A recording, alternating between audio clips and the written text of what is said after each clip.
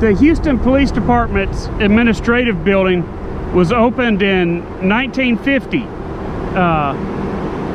During that time is when Houston was growing, and it remained the administrative building until the early 2000s when it was moved downtown. The city jail occupied the top 2 floors, the 5th and 6th floor. The way the city works is that any prisoner that's arrested by a Houston police officer comes to this jail, or used to anyway. Since 2017, like I say, it's been closed, but an officer would arrest a prisoner, bring them to the back door, be searched, and then they would be sent up to the 5th or 6th floor and be held for between 24 and 48 hours. They would then be transferred over to the Harris County Jail, and from the Harris County Jail they would post bond for their crimes or see the court or whatnot like that. During that time, literally hundreds, I would guess tens of thousands, maybe hundreds of thousands of people were booked into our jail. People for Class C offenses only, like traffic tickets or traffic warrants or public intoxication, did their whole time here. So if a prisoner got arrested and he had like a whole bunch of city warrants, the city traffic tickets, he could actually spend, back in the old days, a couple weeks here.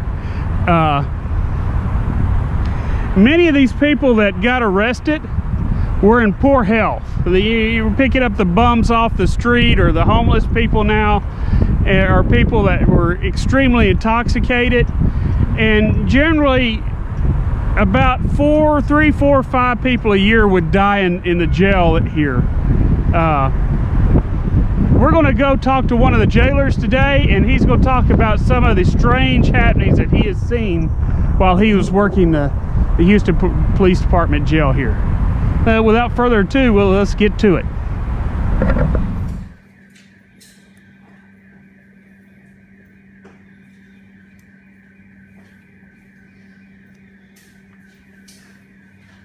Go ahead.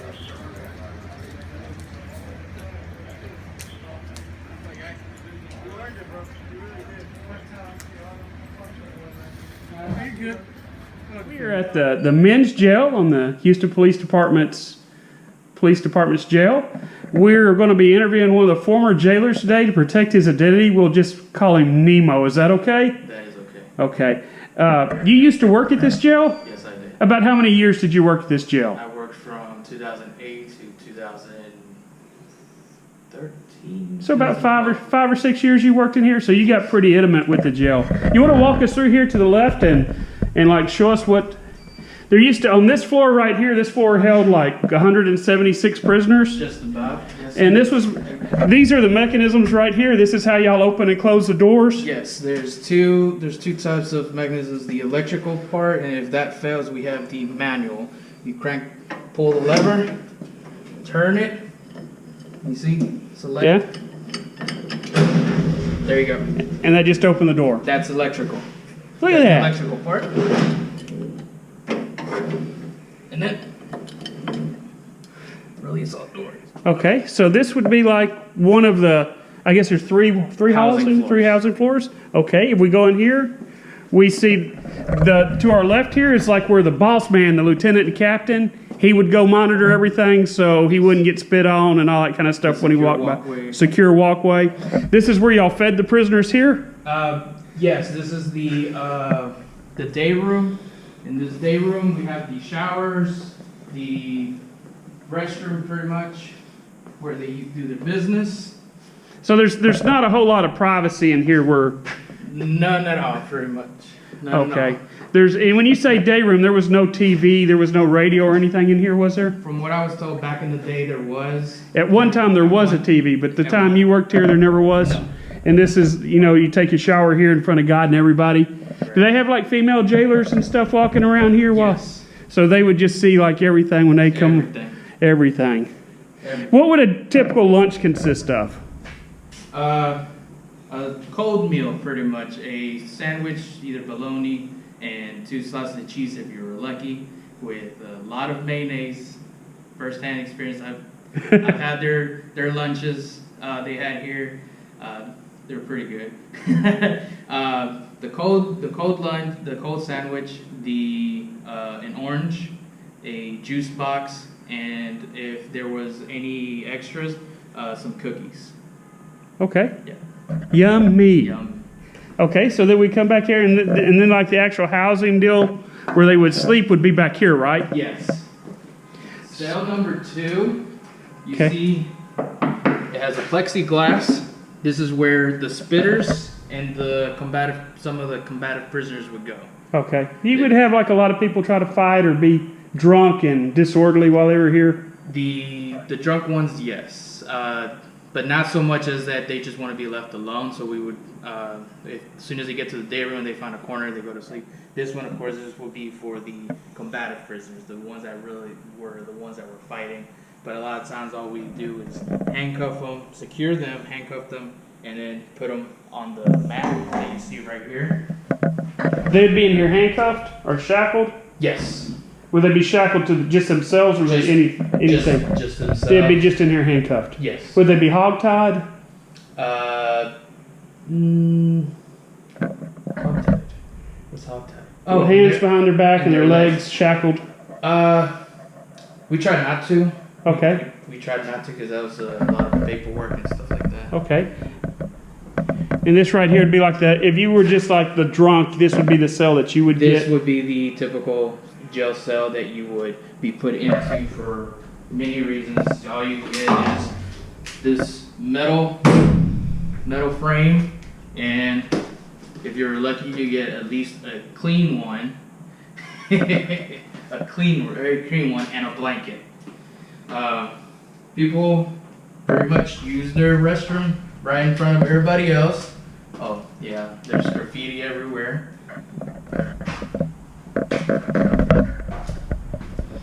So, and it was like this. This would have. Would you ever put more than 4 people in one of these? No. No? No. So it would be very uncomfortable, and everybody would try to fight the other for a bed.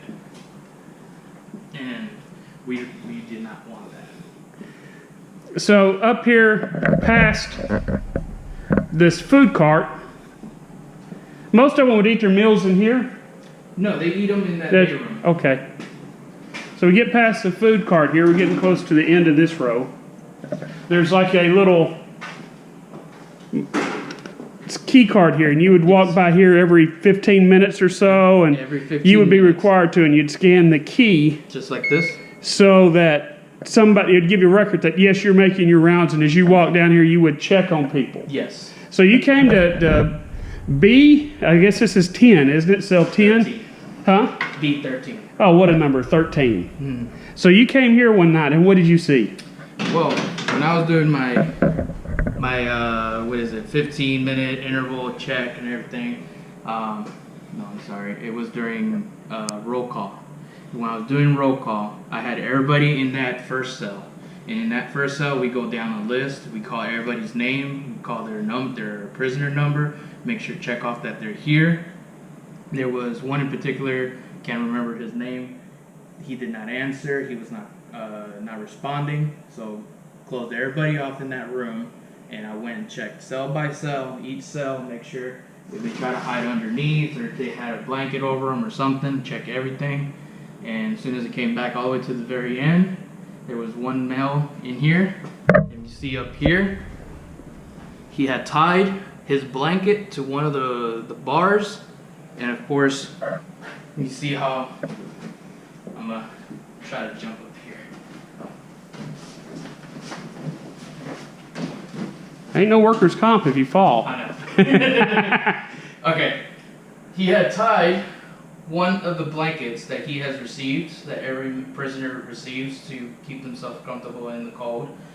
Tied it here, tied it around his neck, and then if you point down, how far the fall is. And then pretty much he was just hanging here. So he had to be hanging here for less than 15 minutes, and you came by here and deader than a doornail. Right. And then we call the supervisors, call everybody, pretty much close down the jail. Nobody's admitted in or out. Make sure it wasn't foul play. Something was I guess someone planned it, something happened, pretty much to rule it as a suicide. He was cut down. He was wheeled out, and if anything, in the middle of the night, if you're quiet enough, you can probably hear some noises outside of the AC blowing, from the prisoners screaming or hollering. But late at night, everybody's asleep. From what I was told, you heard noises outside from you can't really even hear the street. So while you were working here, 3 or 4 times a year somebody would die in the jail, right? It was every 2 or 3, 4 months somebody would either come in real sick and die from just being sick, or be intoxication, overdose, right. whatever, yes. come in here and die. Or suicides were fairly rare. I guess maybe once every couple of years somebody would commit suicide or something like that in here. When I was working here in those 5 years, I've been here through two suicides. Okay, that were on your shift while you were working. On my shift. And you only worked one of the 3 shifts. Yes. Then there were other suicides on the other shifts while you were working right. there too. Yeah. Right. So we had one that had a seizure. He did not pass in the building. He passed in the hospital. Okay. But it was in a different section. It was in the live scan, I believe, where we fingerprint the prisoners as soon as they walk in. I actually had put him on his side on the recovery position. That's what it's called. So he won't be jerking around, wheeling himself on the floor or something. Just hold him down and just in that position. And as soon as we got the ambulance in, the paramedics, they wheeled him out. As soon as the day or 2 later after he was admitted to the hospital, we found out that he had passed from his seizure. So this jail was open about 67 years. Right. During that time, each year on average, they had 4 or 5 people die in the jail. So 67 times 4 or 5, that would be a lot of people that died in here, right? Yes. And it said that a lot of them died in here, but their spirit stayed here. Right. Especially from the iron. From what I was told, the ghosts hate iron. Okay. The bars and stuff. The ghosts that are here don't like the iron. They can't pass. Or the ghosts can't pass through iron. Yes. Okay. And they can't pass through the. So if they died in here, they're stuck in this. Like if Joe Bob died in this cell right here, he's stuck in here forever because his spirit can't pass through the iron bars. Right. Okay. So there are like hundreds of spirits of people that died that are still in here possibly. Right, throughout the years. Throughout the years. Okay, there's stories that a lot of people died in this jail and their spirits are still here. Do you believe that or not? I do. What? I do believe in that. Why would you believe that? From stories that I've been told and from experiences when I was ordered to work overtime on night shift. Well, everybody is in their assigned cell. Everybody is tucked in with their blankets all wrapped up. They're sleeping. There's no noise. The lights, if you see, they are always on. They never shut off. And except that one. That's out. It blew out. And then for whatever reason, the lights start flickering in the middle of the night. Why do the lights flicker in the middle of the night? I have no idea, but from people say electrical, some people say ghosts that are walking by. I believe the ghosts, because if these lights are on every single day, 24/7, and I'm working evening shift, and they're always on, night shift, they were always on, but until it got too close to midnight, that's when I was like, whoa. I don't know if you heard that. Okay. Heard it all the way at the end. I didn't hear it. You didn't? What was it? I heard something got thrown. Like something. There is a thunderstorm outside. We've got like Tropical Storm Irene or whatever it's called outside right now. So do you ever like peek around the corners, making sure there isn't like no skeleton ghost or something about to jump out on you? If these doors are closed during the day, pretty much during working hours, you just gotta be careful someone not. Okay, but no ghosts. One of the live prisoners grab you on the way by. Oh, so you'd be like walking by and they'd reach your arm out there and grab you and try to jerk you or hurt you or whatever like that. Yes. And we don't see anything. It looks like it was thrown down here. It was just some clattering. Right. Well, other than the lights flickering, did you or any of your coworkers see anything strange in here? Someone said that while all the doors were closed, I'm guessing there's an office room down the hall. They were sitting down, pretty much on their little downtime. They saw a shadow walk through the hallway, walk right past them. Something like a Santa Marta or La Santa Marta? It was like a black shadow. Okay. Yeah, there is something down there clattering. We were just down on the other side.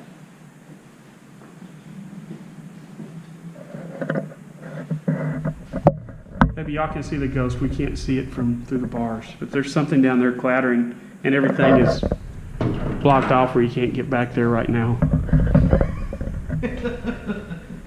So somebody was in their office, and a black shadow like a La Santa Marta come walking by. And just walk right past the office door.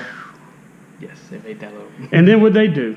They got up and tried to investigate to see if there was a prisoner that was outside their cell.